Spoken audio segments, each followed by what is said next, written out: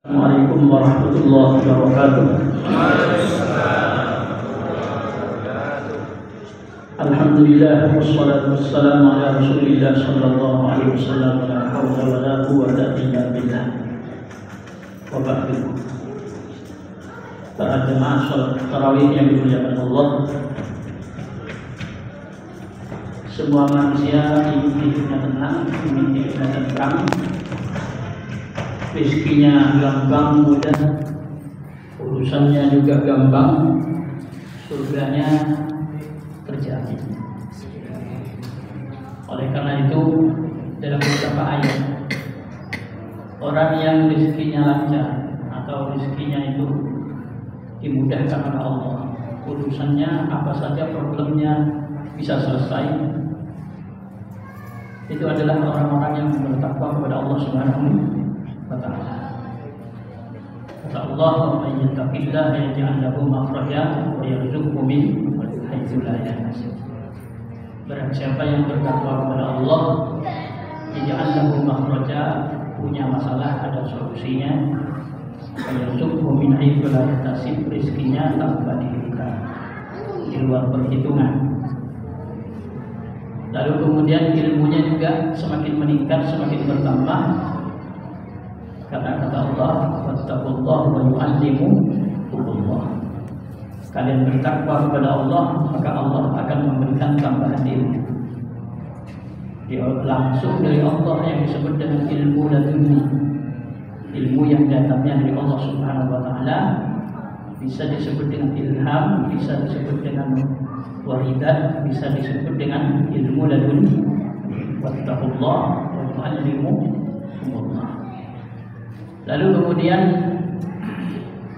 dalam hadis Rasulullah SAW juga bersabda, "Man arada an yubsata fi rizqi wa yunsha fi athari falyattaqillah wal yasil rahimah."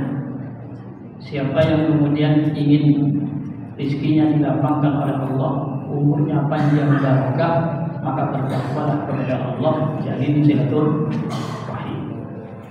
Akhiratnya, innal muttaqina mafaza hadaiqa wa anaba wa kawa'iba atraba wa ka'san lihaqa yasma'una fiha lahwa wa la kizaba jazaa'an min rabbika ata'an hisaba. Bagi orang takwa akan meraih sukses, keberuntungan. Kenapa hadaiqa wa anaba? Nanti oleh Allah akan diberi kebun-kebun dan buah-buah anggur. Wa kawa'iba atroba, diberi istri, diberi bidadari yang usianya sebaya, kisaran umur 17 tahun sampai 21 tahun. Maka santihaqa, gelasnya penuh dengan minuman, la yasma'una fiha lagwa wala kizaba, tidak pernah mendengar kata-kata yang tidak penting yang menghabiskan energi, hoak, informasi palsu, dan juga tidak ada yang berbicara dusta di sana. Jazaa'an min rabbika ata'an hisaba, sebagai sebuah balasan dari Allah dan sebagai sebuah pemberian yang berasal dari perhitungan yang sangat matang. Inilah balasan bagi orang yang bertakwa. Lalu kemudian untuk mendapatkan itu semua, biar kita ini bisa rezekinya gampang, punya masalah ada solusinya, ilmunya bertambah, surganya terjamin, harus takwa. Sementara untuk takwa ini momentum Ramadan yang paling mudah.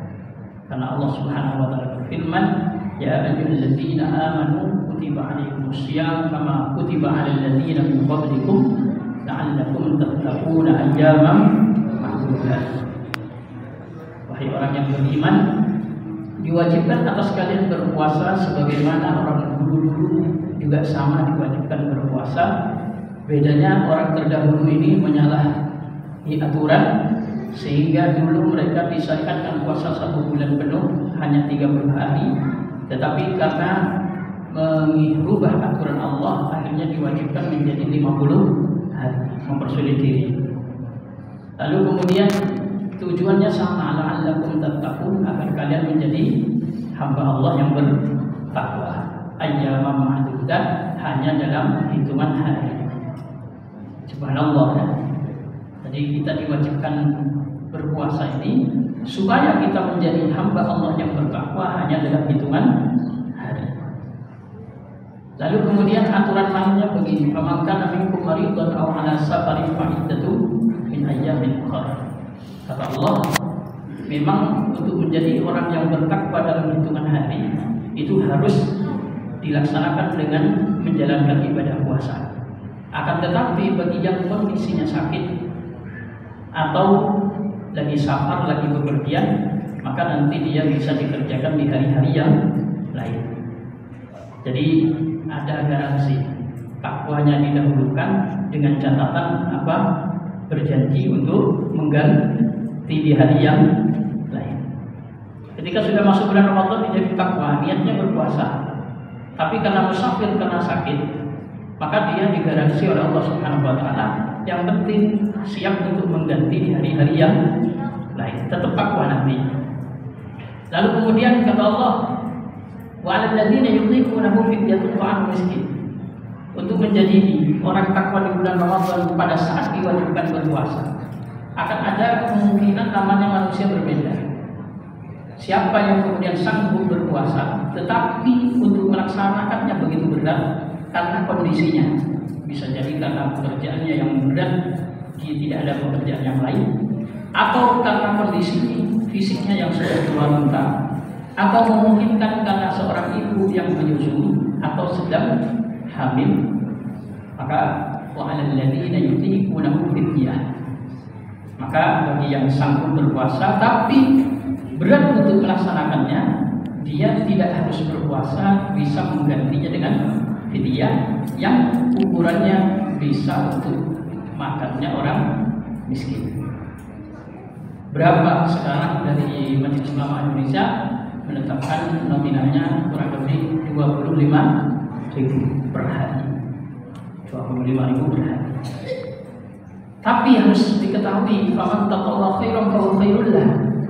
Kata Allah ini, yang mau nanti waktu bukan hanya fidyah saja, tetapi menggabungkan antara puasa dan fidyah itu jauh lebih baik. Makanya jangan kemudian ada muncul pertanyaan, Ustaz, katanya pendapatnya si A kalau lagi menyusui atau hamil itu cukup fidyah saja, tidak perlu puasa. Oke, ada pendapat seperti itu. Tetapi Allah mengatakan, wa 'alal ladzina yutiqunahu fidyatun ta'am miskin. Apa? Wa 'alal ladzina yutiqunahu fidyatun ta'am miskin faman tatawwa khairan fa khairul lah. Yang mau menggabungkan puasa dan fidyah itu jauh lebih baik. Apa sebabnya kalau bisa mengganti dengan puasa harus dengan puasa, bukan hanya dengan fidyah? Karena lanjutan ayatnya, wa antasumu khairul lakum. Kalian berpuasa itu jauh lebih baik bagi kalian. Dari sisi mana? Dari sisi puasa itu nilainya lebih besar pahalanya daripada fidyah. Fidyah itu sama dengan infak. Infak itu maksimalnya hanya 700. Alladzina yunfiquna amwalahum fi sabilillahi kamathali habbatin ambatat sab'a sanabila fi kulli sunbulatin mi'atu habbah. Tetapi kalau puasa itu tidak ada yang bisa mendeteksi berapa pahalanya kecuali hanya Allah.